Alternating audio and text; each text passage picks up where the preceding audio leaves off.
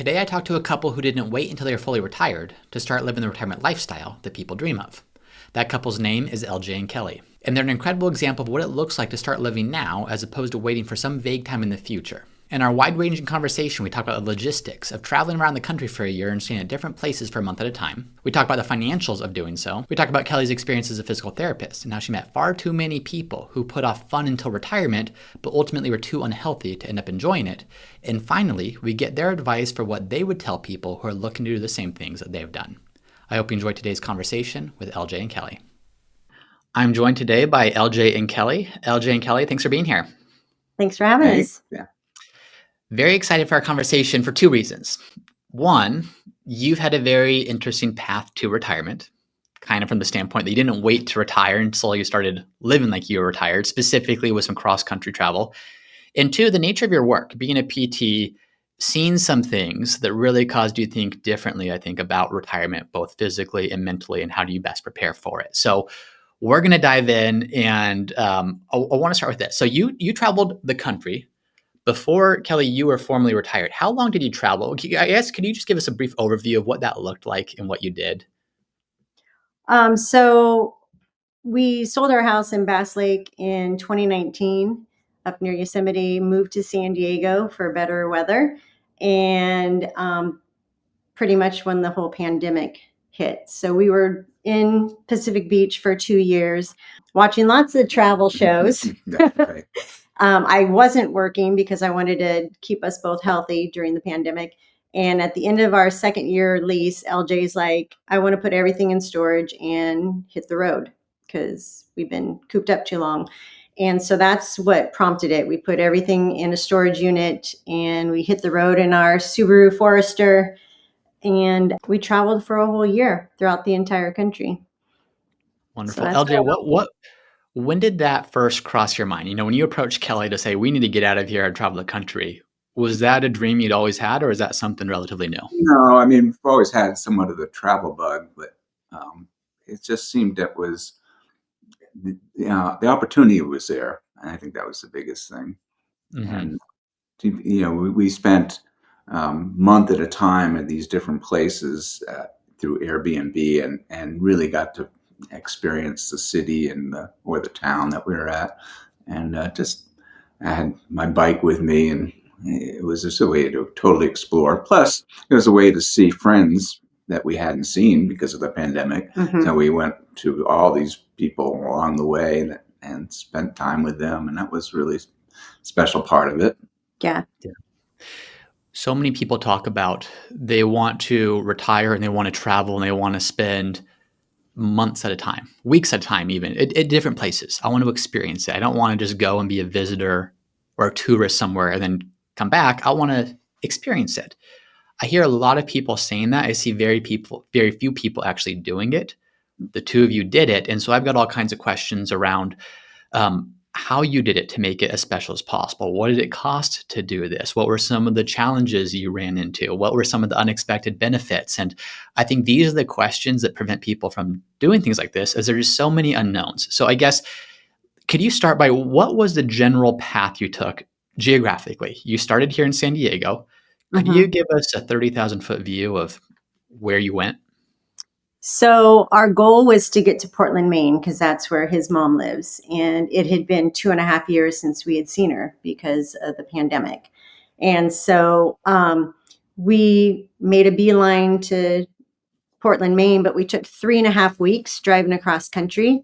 And our goal was to hit like national parks and beautiful areas that we hadn't seen that were near friends and family members along the way. So like we went to Colorado and we spent time with some friends there. We had friends in Crested Butte and in Salida. Then we went to Nebraska to see our adopted daughter, and spend time with her. And then his big thing on the road across was the Rock and Roll Hall of Fame, which is one reason why we're in the rock and roll hippie house here in OB right now. But and so from there, then we just made it across to Massachusetts, saw some more friends, and then made it to his mom's.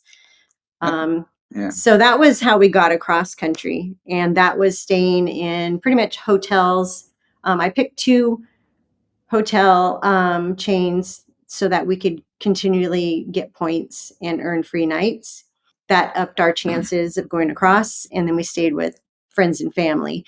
Then Airbnbs, we would do for like a month at a time. Hmm. And so our path was up to Portland, Maine. We made our way down the eastern coast all the way to the bottom of Florida. Then we came back across the bottom of the United States and back into California. And that was a good full year because we made it back. Yeah, we left end of August of 21 and got back the beginning of August of 22. Yeah. So much I want to unpack there. I think my first question, so you were gone for a full 12 months, staying in Correct. so many different hotels, Airbnbs, with friends, seeing so many different places. How much of that was pre-planned? You know exactly where you were going and the time you were going to be there and what the next stop was, and how much of it was, we're just going to take this a day at a No, time, go it's where No, we pretty go. it was pre-planned. pre-planned. In Yeah. fact, I saved my paper where I Mhm. had written it all out because Yeah. we were looking at maps, and because we're older now, we don't like to be in the car for a long period of time. So we tried to 4 not go hours. over 4 to 5 hours of driving. So that was a big thing. So we were mapping out where the hotels were, where our friends were. And you have to book Airbnbs well in advance. Like when Portland, Maine, we hit there in October. That's their prime season for the fall colors. And you have to remember that Airbnbs aren't guaranteed. So that one got canceled like a month before we left. And we had booked it probably 6 months prior. And it was because they were selling the house. And so by the time we got that notification, we ended up spending about $2,500 more that month. So that Airbnb was 5 grand, and that was the cheapest one we could find in the area. But Mhm. what is important though is that on that 12 months, the logistics weren't that crazy. It was actually not too bad at all. Um, it because we got these long periods of time that we got to spend, and then you could always tweak things as you went along. Mm-hmm. But and with that point is that we're discovering this year the logistics can be kind of crazy when you do the international. And we initially thought about going 12 months international, and now we're not going to go that long because the logistics are really, it's a lot of work. And so we're looking at that differently now. In what sense? In the sense of the booking hotels is different internationally, You or should have what's? seen that. We had two computers set up next to each other, and we would go back because you had to consider everything from Dateline to because we're going over to New Zealand, and Mm. there's so many things But so, that like, had to line up. but our first year travel was all domestic. Right. We didn't fly anywhere. Now, we came back, we spent another 2 years, and he was again, let's put everything in storage and travel domestic and international for a year. So we're currently homeless. We're in an Airbnb right now, all our stuff's in storage, and we're in that year of travel again. So he's talking about, because we are going international come January, we're going to the South Pacific for 9 weeks. And with dateline changes, really long haul flights, it's a little bit more difficult to plan hotels and everything to have it all booked prior to going because you don't know if your flights are going to be on time or if they're not going to be canceled. So when we were doing it the year driving, we just had to keep our car running, which we also Mhm. had issues with that Right. when we hit Savannah. But so yeah. And yeah, there's always something that will pop up, but you just have to be with the mindset that you're now a nomad and you're just going to go with the flow because this is really what you want to do. And not just a nomad, but you would stay for extended periods of time. Yeah, it's all about, it's not a 3-day weekend to Right. Portland, Maine. We're going to be there for weeks at a time. What did you notice was the biggest difference between spending prolonged periods of time in each of Oh those my spots versus just a weekend or a week? I'll give you one example, which is Washington. We really Mhm. love Washington, D.C. And when you go to Washington, D.C. for a few days, you have to hit all these museums and you're burnt out. And we could go to one museum in the morning, come back, take a nap, whatever, Mhm. and just relax. And we just really got to see the city and experience the whole city itself. What's the nightlife like and Yeah. the whole works. Those 30 days in DC, we didn't drive once. Yeah. We Hmm. did we just walked everywhere. Yeah. We did the bus system. Yeah.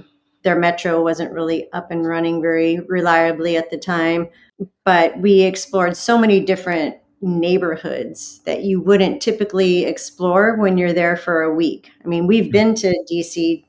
I've been Yeah. twice before for a week only, and it's just you're trying to hit 4 or 5 museums a day because there's so much to see. And so when you spend and we figured out a month is like almost the perfect time. And it's um, ideal also because you get the Airbnb Hmm. discount discount, and it's usually pretty significant. I mean, if you do a month at a even if you time. did a 3 weeks, it's worth booking it for a month because you get such a big discount. Yeah. And so going, I want to come back to the finances in a second because I think that's a lot of people's big questions. Geez, does this cost 2 times, 3 times as much what you're normally spending month to month to do this? And we'll touch on that in a second to show how the answer is no, absolutely not. And I want to get some feedback from you. But going back to what made it so much more special, was it the fact that we just didn't have to cram things in that made it better to be somewhere for a month at a time? Or was it that you're actually seeing things that you wouldn't get around to actually seeing if you only Or you had? could take a day off in between. So if you want to just hang out and read a book or just play guitar, was what I do, and you could do that. You don't have to rush everything. And yes, you can see a lot more. I just think you experience the city. We walk everywhere, and so Right. we just you get to experience it, what the day-to-day lifestyle is like for people. Hmm. Hmm. And a month gives you the opportunity to also explore the surrounding area. Yeah. So, like, we spent a month in Savannah, Georgia, and we were in the old town, and we did like hop on, hop off bus tours are phenomenal when you go to places you've It's never true. been because you learn all the places that you want to go back and explore. And after you do so many things in a city, you're like, okay, well, now what am I going to do? But then you realize, okay, I've got a car and I'm here for a month. Let's drive like an hour out of the city. And so we would look for like wildlife refuges, state parks, national parks, historic areas. There's just so much out there, even outside the city limits of these big popular places that are amazing to see. Yeah. And so that gives you that opportunity instead of just going and just doing everything in that city. You've got the opportunity to explore the entire area. I think where we are right now is a perfect example of that, of San Diego. You're closer to downtown right now, and people visit San Diego. They're mostly doing things downtown, and they're seeing the things to see downtown. And I'm up in Encinitas, which is North County, and you've been here. And when you're going to hike, you come up here. If you want to go to different coffee shops or beaches or whatever, you're coming. It's different. But if you're only Right. visiting for a weekend, you're not going to make your way up here. You're going to do the I know things you're there's supposed to do. much you can do. Yeah. Yeah. So let's talk about the price because most people's thought, as I mentioned, goes to how on earth do you afford that to travel for a year? You're gone. There's Airbnbs, there's cost of transportation, there's all the stuff that comes up. How how did it compare? The cost of traveling for that year, how did that compare to say what costs would have been had you not gone, had you stayed in San Diego? Well, you have to remember San Diego is very expensive. We were spending, um, well, our first place was how much was our rent there? Yeah, about 3,000. Yeah, it was about $3,000, and then the last place we left was over 3,500 a month. And so, if we could find an Airbnb that was similar to that price or lower, then we would be excited because we're like, okay, then it's just like paying rent in San Diego. Right. We were in Oro Valley and we got this house. It was a big house, 4-bedroom house. Yeah. I don't remember what it cost, but it was under. It was like $2,600, I think. And it had everything. I mean, It was much more than what our apartment ever had. Right. And so it Mhm. was.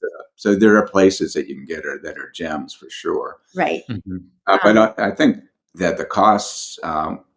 Well, very important that people know that we sold our house and put Right. stuff in storage, which means, when we owned the house, we were figuring that just keeping the house was almost 15 grand a year just to keep it.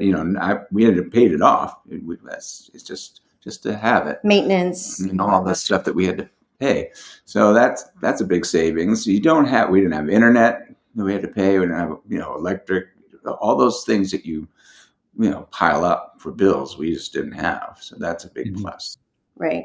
And then when we were in Airbnb for a month, we grocery shop and we Right, right. cook like Oh, we're yeah. at home. Yeah, that's a big And part of we it. would not eat out very often. It's when you're on the days traveling and you're at the hotels. Um, Usually, our hotels, almost all of them offered some kind of a breakfast. So we knew that would be handled. And then we would try to buy like sandwiches and basic foods for lunches. But you're always having to eat out when you're on the road traveling from place to place. So you have to, that is all accounted for too. Well, I think that's the right thing to note, or the perfect thing to note is this would have been different had you maintained your home and paid for property taxes and insurance and upkeep. That's all of your travel costs for Airbnbs or hotels would be on top of that. This would be different if you maintained the place that you were renting and had to pay that plus this. Right. Yeah, Yeah. But big. you planned for this ahead of time, which I think is the most important thing to note. You didn't just wake up one day and watch the Travel Channel and say, you know what, let's hit the road and go. You planned, and Well, and so maybe you did.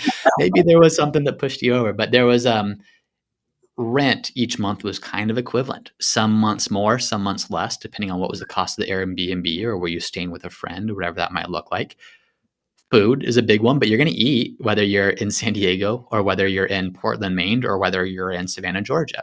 So especially because you had an Airbnb and you could cook your own meals, go mhm. grocery shopping, not a huge difference. Sure, there's some fuel cost to drive a lot more than you probably would have otherwise driven, but all in all, it wasn't necessarily more expensive than what life would have looked like staying Right. in San Diego. Correct. If you were going to just drive and do it domestically, correct. Correct. Now, International is another story, but international is domestically, yes. a little bit different. What were there any expenses that caught you off guard on your trip? Well, when our transmission was blown in Savannah in our car, we thought that was going to be a huge hit, but it was the place we had taken it to that damaged the car. So they Paid for stepped up and everything. paid for everything. Mhm. Um, so Mm. you do have to take into consideration that if you are on the road, you could have any kind of mechanical breakdown, and then that's going to be a big chunk of money. Yeah. Um, Healthcare, we were really, really fortunate that year. We did not have any health issues at all. Did you So look ahead of time to see if your insurance coverage would cover various Yes. yes, hospitals based on where you're going? Mhm. yeah, yeah, we Absolutely. How had did you do that? Was it just a matter of looking up specific hospitals or knowing your network and saying, "Okay, we're gonna be in yes, Savannah." That worked good. yeah. So we're with Kaiser, and they're only in certain states. Right. And but I mean, you also let them know, hey, I'm traveling, Exactly. and you get on the phone with the travel nurse and you tell them where you're going, what you're doing, and so they are made aware that you are on the road.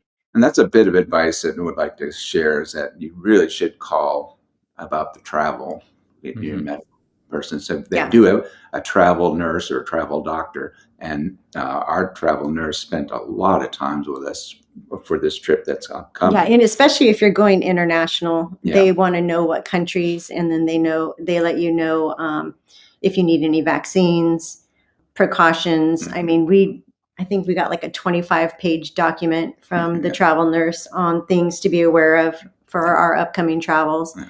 And so, yeah, you want to be sure that you're covered. Anything Yeah. can happen. Yeah. So I'll reemphasize, a lot of planning went into this. It didn't cost more necessarily than life would have had you not done this, but that's not just by accident. You lined your everything up between housing, between healthcare, between what's food going to look like, which is obviously important here. I want to go back to the trip itself. What surprised you about the trip, either for good or for bad? It was just different than what you were expecting.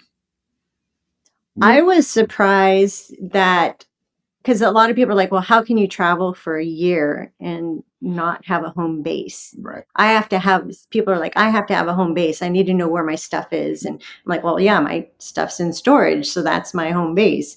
I didn't ever feel like, oh my gosh, why are we doing this? We need to be somewhere and settled. It was just like, I was surprised that I was just constantly up for the next adventure. And Hmm. it was fun. I think had we gone and not had people along the way, it would have been a little more difficult. But Hmm. having our daughter came down when we were in Florida, and we had Mhm. people, and then of course my family up east. So that made it a better. I think it would be tough to just do it, you know, two of Hmm. us, and Right. not have other people Hmm. to interact with. Did anything change about your view on retirement, your view on life, your view on travel as a result of this, or was it more or You know, less in line? so being a physical therapist, I've always had the mentality that we need to travel while we can because I would see so many people say, "Oh, I waited till retirement, but then my knees gave out and I had to have total knee replacement. So now we can't travel because of this." Or people waited to retire and their spouse died. And so he was a professor at Fresno State and he had lots of time off during the year. And so we took complete advantage of that and we traveled throughout the summer, throughout the breaks. And so it's really important to travel while you're healthy. Hmm. Um, and I know a lot of people are like, well, how do you budget for it? And it's like, well, you just do. You don't have extravagant things and whatnot. You say, I want to travel, and that's where I want to put my money. And that's pretty much what we did. We never had any fancy, flashy cars or buying, the next best TV or whatever. We always had what we needed to live comfortably, but we wanted our money to go towards travel. Yeah, yeah. I want to go to your time as a physical therapist, Kelly, because that is so important and it ties so much into this. Of who cares how much money you have to travel if Unable your to. knees don't work and your back doesn't work and you can't sit in the car or a plane for more than an hour without excruciating pain and you can't do any of this. When you were a physical therapist, what was the age of people that you saw that were dealing with these kinds of issues? Well, gosh, I saw debilitating issues from, it'd be people in their 20s all the way up to their 80s or 90s. And it just varied depending on what their situation was, especially if it was something that was congenital and they inherited it, or it was an accident that they had that left them debilitated. But it was the ones that would always say, "Yeah, we couldn't wait to retire, but then this happened."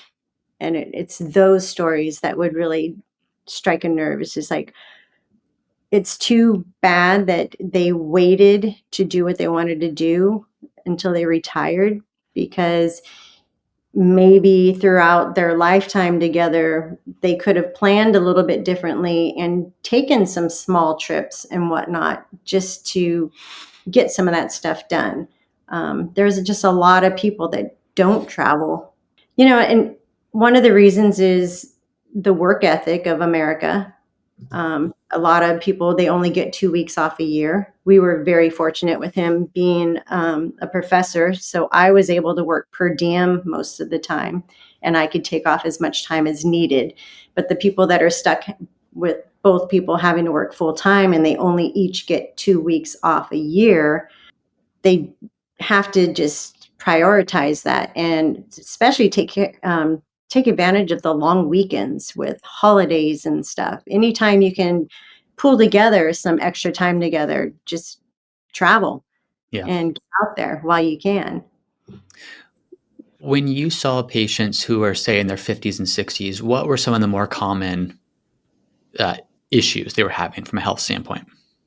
Um, so a lot of the ones that were like brand new, newly retired, they didn't really have the time or make the effort while they were working full time up until that point to keep their bodies in good shape. They didn't work out, they didn't have hobbies. Their whole life was pretty much work. That's all they knew. And so then all of a sudden they're retired and they're like, oh, okay, I've got all this time. I'm going to go to the gym and I'm going to start working out. And so there's a lot of people, 50s, 60s, that were injuring themselves because they'd never worked out. And then they would go and they wouldn't have a personal trainer because that costs extra money. And we would see them because they injured their back or they blew out their knee or their shoulder. A lot of pickleball injuries, a lot of pickleball injuries.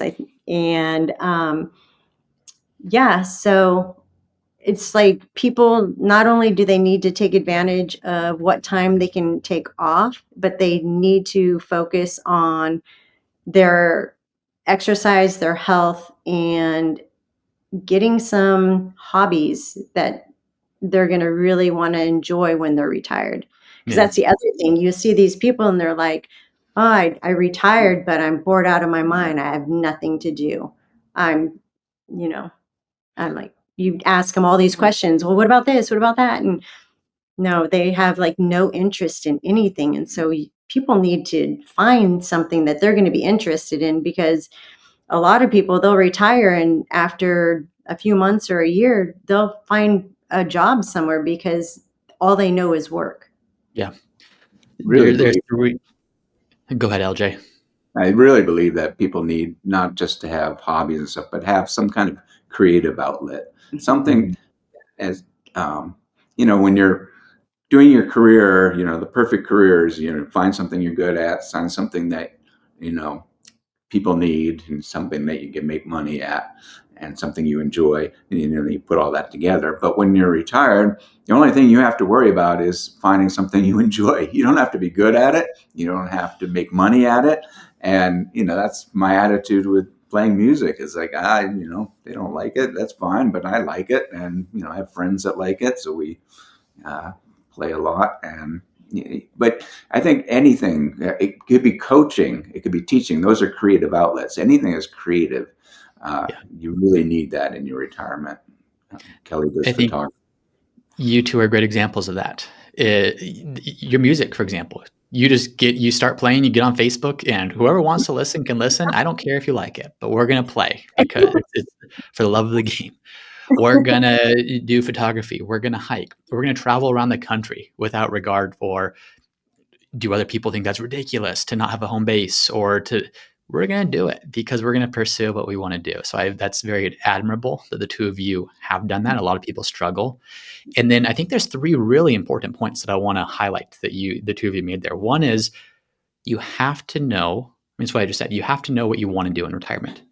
You're not just going to by accident stumble into a meaningful, purposeful, creative retirement. It does take some work and some tinkering into who am I and what do I want to do. So that has to be a focus. Number And I, two, I'm yeah, sorry. go ahead, But LJ. on that point, you're absolutely right. But I also think it's totally fair and fun to experiment, because you Yes. can't fail. You really can't fail. You can learn, but you can't really fail. So if don't go in thinking I have this script that I have to follow.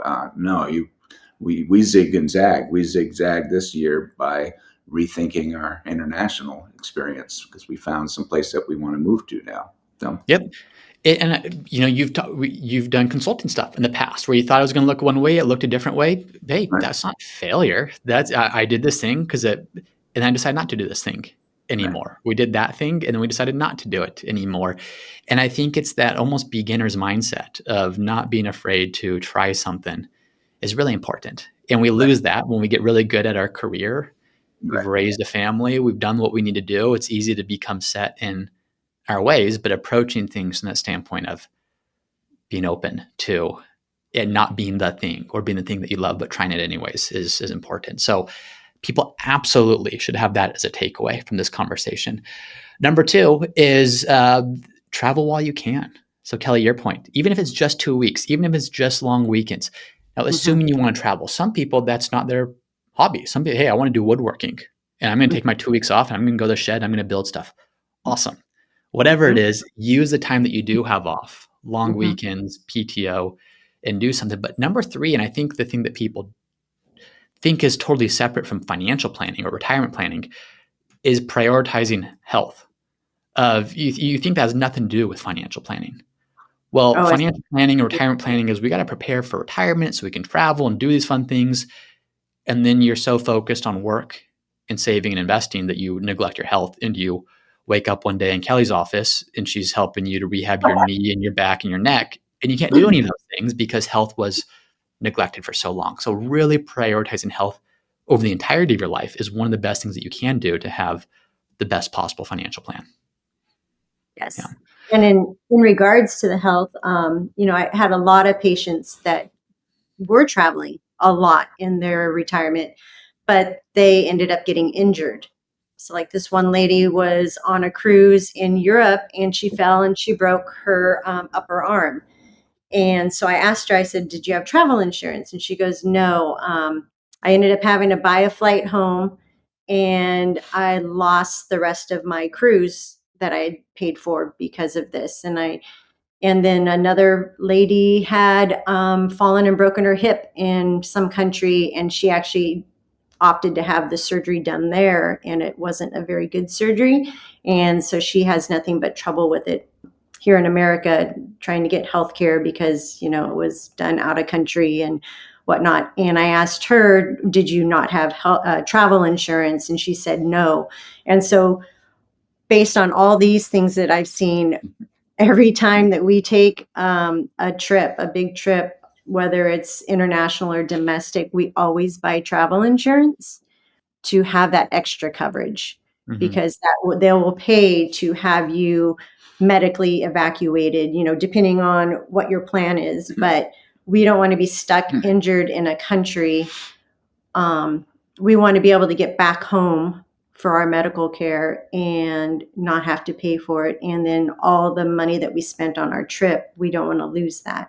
We Mm-hmm. want it to be reimbursed and not be out thousands of dollars. So that's another big thing that I push is pay the extra money for travel insurance Yeah. because anything can happen with your health. Anything can happen. Great Mhm. advice. Well, as we start to wrap up today, I want to ask each of you, for people who are listening to this, saying, I want to do what LJ and Kelly did. I want to travel. I want to do it now. I want to travel not just for a week at a time, but months at a time, a year at a time. What one piece of advice, whether it's financial or just life advice or travel advice, would you give that person who's on the edge thinking about doing this and just wanting to bring themselves to do it? What would you give, Kelly? And then LJ, what advice would you give? Do you know your answer yet? So, we don't have pets and, our child had grown. So we had a lot of freedom. And so you have to look at their lifestyle. Do they have a major house to upkeep and stuff like that? Since we didn't, it just made it that much easier Mhm. for us because we weren't, we missed the friends that we had in our old place, but it's just opened up a lot more opportunities for us. Mm-hmm. Um, Mm-hmm. Yeah, I would say if you're wanting to do it, just prioritize your budgeting for how you spend your money with the mindset that I want to travel. And so that way you've got money being saved toward that. And then just do it.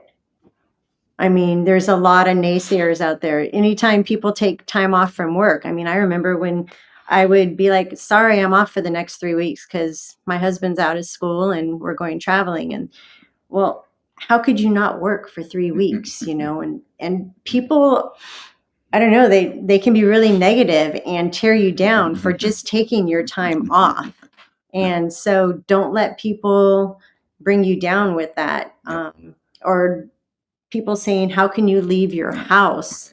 I mean, we have friends that we've met that travel full time and they own a house, but they have really good retirements, and they spend all their extra money on travel. That's what they want to do. And so they make it work with their mortgage and with their trips. Yeah.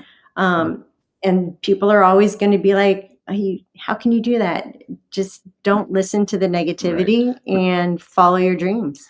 Yeah. The greatest freedom you have when you're retired is not caring what other people think. Mm. I mean, and I really has been wonderful. Just, you know, I think that is so true, and I'm probably a great place to wrap. Is the freedom to not care what other people think.